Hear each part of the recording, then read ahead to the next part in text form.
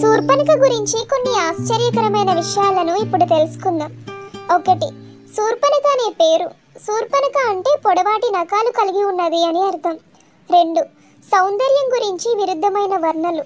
వాల్మీకి రామాయణంలో ఆమెను బలమైన భయంకరమైన రాక్షసిగా వర్ణించగా, కొన్ని ప్రాంతీయ కథనాల్లో ఆమెను అద్భుతమైన అందం కలిగిన వారిగా చెప్పబడింది.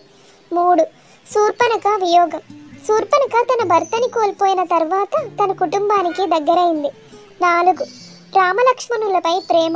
ఒకేసారి ఇద్దరిపై ప్రేమ చూపించడం ఆమె ధైర్యం, ఆత్మవిశ్వాసాన్ని చూపిస్తుంది. 5. శూర్పణఖ ప్రతీకారం. శూర్పణఖ అవమానాన్ని ఎప్పటికీ మర్చిపోలేదు. ఈ ప్రతీకారమే సీత హరణానికి ప్రధాన కారణం. 6. విభిన్న రామాయణాల్లో శూర్పణఖ. కొన్ని జైన మరియు బౌద్ధ రామాయణాల్లో శూర్పణఖ పాత్ర సానుకూల కోణంలో చూపించారు. 7. శూర్పణఖ మానవీయ కోణం. శూర్పణఖ కూడా ప్రేమించడానికి, అభిమానం పొందడానికి ప్రయత్నించిన వ్యక్తిగానే పరిగణించవచ్చు. శూర్పణఖ భవిష్యత్తు. సీతహరణం తర్వాత శూర్పణఖకు ఏమైంది? ఆమెకు సంబంధించిన కథ వాల్మీకి రామాయణంలో పూర్తిగా వివరంగా చెప్పబడలేదు.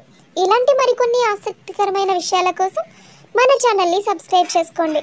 Thank you for watching.